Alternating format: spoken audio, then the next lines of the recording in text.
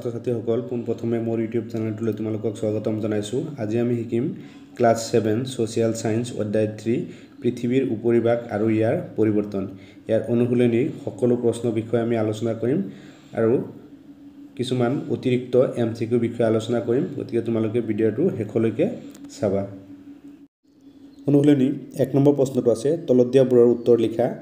ব্ৰেকেটত আছে 30টামান শব্দৰ ভিতৰত। তলত কিছুমান প্ৰশ্ন দিয়া আছে 30টামান শব্দৰ ভিতৰত সেই প্ৰশ্নৰ এনসাৰ লিখিব লাগে।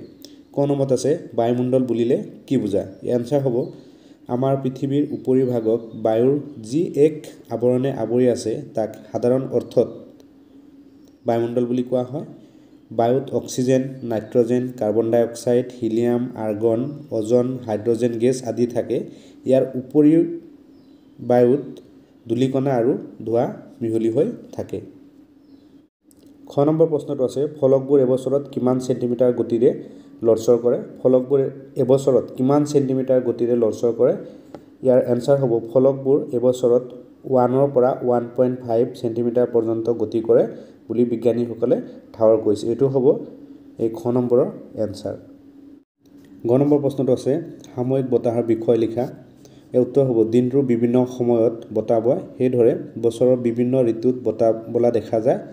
এই বতাহৰ কাৰণ হ'ল বায়ুমণ্ডলত হোৱা তাপ আৰু চাপৰ তাৰতম্য।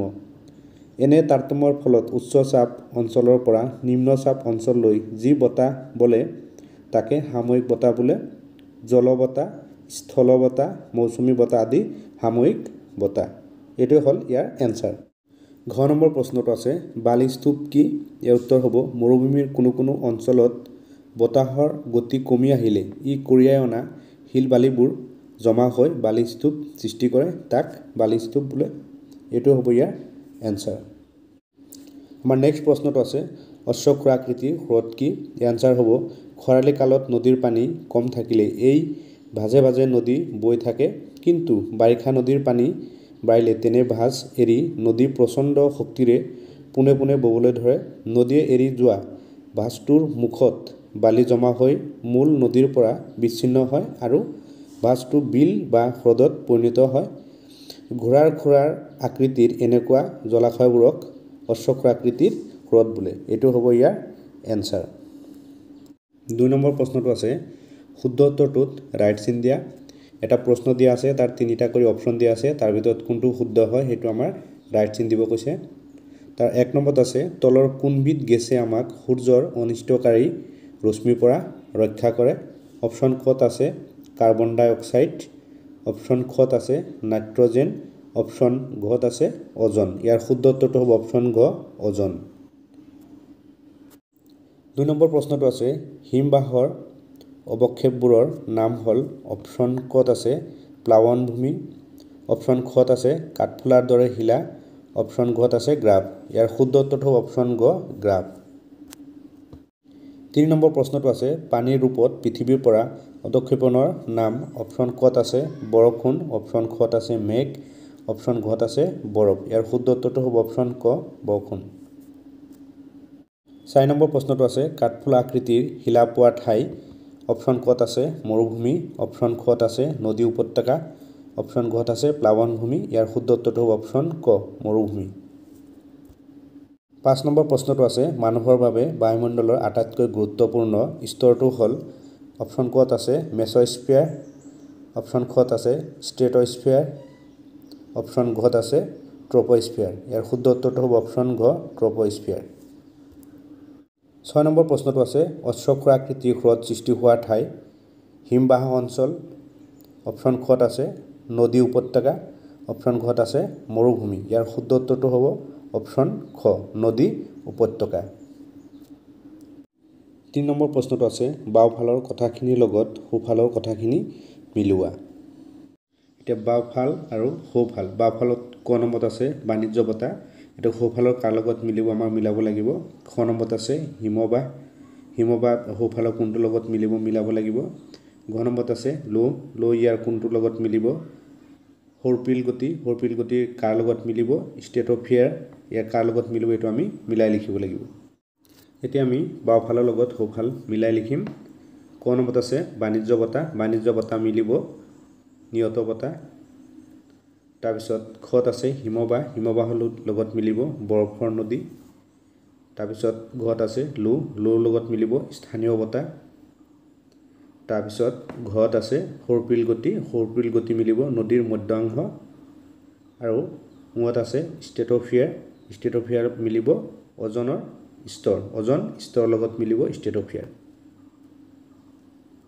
4 নম্বৰ প্ৰশ্নটো আছে কাৰণ দৰ্শোৱা ব্ৰেকেটত আছে 50টা মান শব্দৰ ভিতৰত কত আছে হেমেকা বতৰত তিতা কাপোৰ সোনকালে নুশুকায় হেমেকা বতৰত তিতা কাপোৰ সোনকালে নুশুকায় তাৰ কাৰণ দৰ্শাব দিছে 50টা মান শব্দৰ ভিতৰত ইয়াৰ আনসাৰটো হ'ব হেমেকা বতৰৰ বায়ুমণ্ডলত প্ৰচুৰ পৰিমাণে জলীয় বাষ্প ভৰি থাকে ফলত জলীয় বাষ্পযুক্ত বায়ুৰে তিতা কাপোৰৰ পৰা জলীয় বাষ্প শুহি লোৱাত সহায় লয় হেহে হেমেকা বতৰত তিতা কাপোৰ সোনকালে নুশুকায় এটো হ'ব ইয়াৰ এনসাৰ খ নম্বৰত আছে প্লাৱন ভূমিবোৰ বৰ হাৰুৱা ইয়াৰ কাৰণ দৰ্শাব লাগে এই আনসাৰটো আমি লিখিম নদীয়ে কঢ়িয়াই অনা পদাৰ্থৰ বেছি অংশ হয় নদীৰ মধ্য অঞ্চলত পতিত হয় এইবোৰ প্ৰতি বছৰে নদীৰ দুয়ো পাৰত জমা হৈ একোখনকৈ বিস্তৰ সমভূমি সৃষ্টি কৰে এনেকুৱা সমভূমিক প্লাৱন সমভূমি বোলে নদীয়ে কঢ়িয়াই অনা বোকা আৰু বালিৰ গেদৰ উপৰিও শিলৰ টুকুৰা গছ-গছনিৰ ডালপাত অৱশিষ্ট জাবৰ জোথৰবোৰ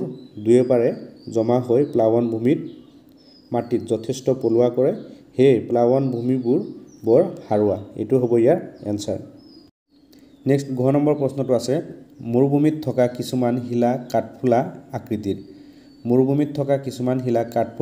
এটো আমাৰ কাৰণ দৰ্শাব লাগে ইয়াৰ আনসাৰটো হ'ব ভূপৃষ্ঠৰ শুকান মৰুভূমি অঞ্চলত বিচূৰ্ণী ভৱনৰ দ্বাৰা শিলবোৰ চূৰ্ণ বিচূৰ্ণ হৈ পৰি থাকে বতাহে এই পদাৰ্থবোৰ উৰুৱাই নি এঠাইত জমা কৰে বতাহে অতি পাতল ধূলিকণাবোৰ বহু দূৰলৈ উৰুৱাই নিব পাৰে কিন্তু বালিকণা বা হেয়া আকাৰৰ পদাৰ্থবোৰ বেছি দূৰলৈ উৰুৱাই নিব নোৱাৰে এই নিৰ্দিষ্ট উচ্চতাত বতাহে উৰুৱাই নিয়া বালিৰ কণিকাবোৰৰ খনন ক্ষমতা বেছি সেইভাবে মৰুভূমিৰ বুকুত থকা শিলাখণ্ডবোৰৰ এক বিশেষ উচ্চতাত বেছিকৈ ক্ষয় হয় এনে কাৰ্যৰ ফলত কাঠফুলা আকৃতিৰ শিলাৰ সৃষ্টি কৰে এটো হ'ল ইয়াৰ এনসাৰ ঘ নম্বৰ প্ৰশ্নটো আছে বিক্ষুবীয় অঞ্চলতকৈ দুই মেৰু অঞ্চল শীতল ইয়াৰ কাৰণ দৰ্শাব লাগে এই আনসাৰটো আমি এনেকৈ লিখিম বিক্ষুবীয় অঞ্চলত সূৰ্যৰ ৰশ্মি গোটেই বছৰ পোনে পোনে বা লম্বভাৱে পৰে বাবে সেই অঞ্চলৰ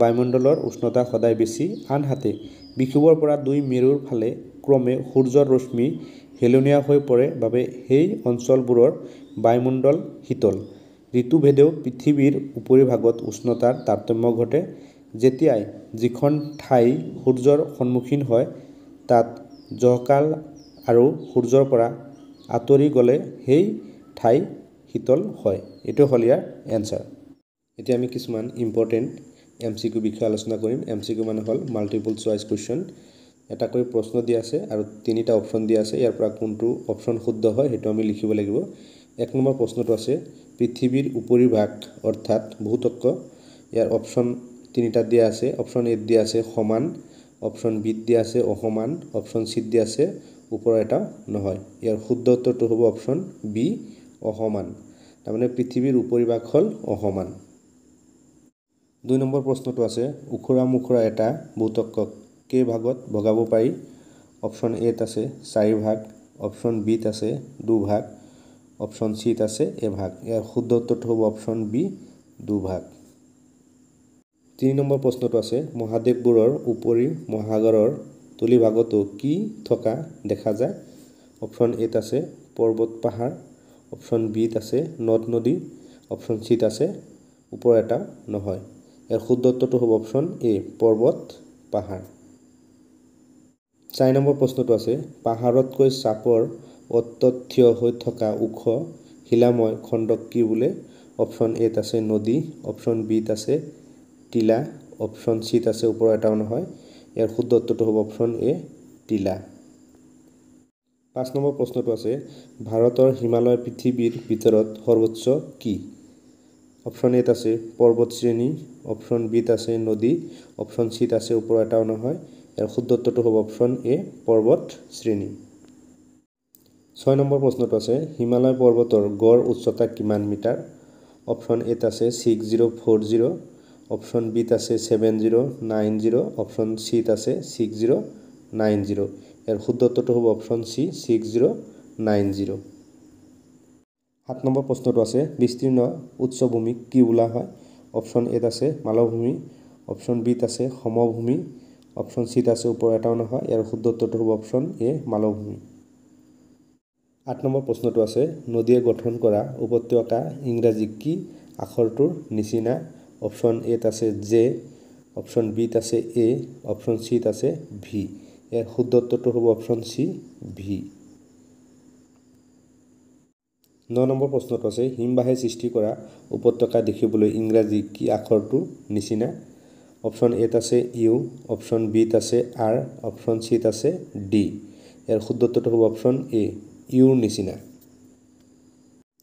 10 নম্বৰ প্ৰশ্নটো আছে পৃথিৱীৰ আটাইতকৈ দ হ্ৰদ কি? অপশন এত আছে বৈকাল, অপশন বিত আছে আৰল, অপশন চিত আছে ওপৰ এটাও নহয়। ইয়াৰ শুদ্ধ উত্তৰটো হ'ব অপশন চি বৈকাল। 11 নম্বৰ প্ৰশ্নটো আছে বৈকাল কিমান মিটাৰ দ? অপশন এত আছে 1523, অপশন বিত আছে 1524, অপশন চিত আছে 1424। ইয়াৰ শুদ্ধ উত্তৰটো হ'ব অপশন বি 1524। 12 নম্বৰ প্ৰশ্নটো আছে পৃথিৱীৰ আটাইতকৈ ডাঙৰ হ্ৰদ কি? অপশন এত আছে বৈকাল, অপশন বিত আছে কাম্পিয়ান, অপশন চিত আছে ওপৰ এটাও নহয়। ইয়াৰ শুদ্ধ উত্তৰটো হ'ব অপশন বি কাম্পিয়ান। 13 নম্বৰ প্ৰশ্নটো আছে ভূত্বকৰ ওখৰা মুখৰা স্থানবোৰৰ নিম্ন অংশবোৰত পানী জমা হৈ পৃথিৱীৰ কি মণ্ডল সৃষ্টি হৈছে? অপশন এত আছে জলমণ্ডল, অপশন বিত আছে স্থলমণ্ডল, অপশন চিত আছে ওপৰ এটাও নহয়। ইয়াৰ শুদ্ধ উত্তৰটো হ'ব অপশন এ জলমণ্ডল। 14 নম্বৰ প্ৰশ্নটো আছে চাৰিওফালে মাটিৰ ভাগেৰে আগুৰা বিস্তৃত জলৰাশিক কি বোলে? অপশন এ হ্ৰদ, অপশন বি পৰ্বত, অপশন চি ওপৰ এটাও নহয়। ইয়াৰ শুদ্ধ উত্তৰটো হ'ব অপশন এ হ্ৰদ। 15 নম্বৰ প্ৰশ্নটো আছে পৰ্বততকৈ চাপৰ শিলাময় ভূমিভাগক কি বোলা হয়? অপশন এত আছে পাহাৰ, অপশন বিত আছে নদী, অপশন চিত আছে ওপৰ এটাও নহয়। ইয়াৰ শুদ্ধ উত্তৰটো হ'ব অপশন এ পাহাৰ। মানে পৰ্বততকৈ চাপৰ শিলাময় হ'ল পাহাৰ। 16 নম্বৰ প্ৰশ্নটো আছে যি ঠাইৰ পৰা জলধাৰা আৰম্ভ হয় তাক কি বোলে? অপশন এত আছে উৎস, অপশন বিত আছে স্ৰোত, অপশন চিত আছে ওপৰ এটাও নহয়। ইয়াৰ শুদ্ধ উত্তৰটো হ'ব অপশন এ উৎস। 17 নম্বৰ প্ৰশ্নটো আছে যমুনা, সোৱণশিৰি, পাগলাদিয়া, দিখৌ, দিহিং আদি অসমৰ কি নদী?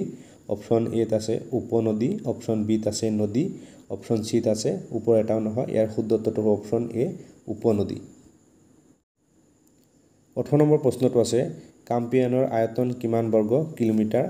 অপশন এত আছে 30 লাখ, অপশন বিত আছে 40 লাখ, অপশন চিত আছে ওপৰ এটাও নহয়। ইয়াৰ শুদ্ধ উত্তৰটো হ'ব অপশন বি 40 লাখ।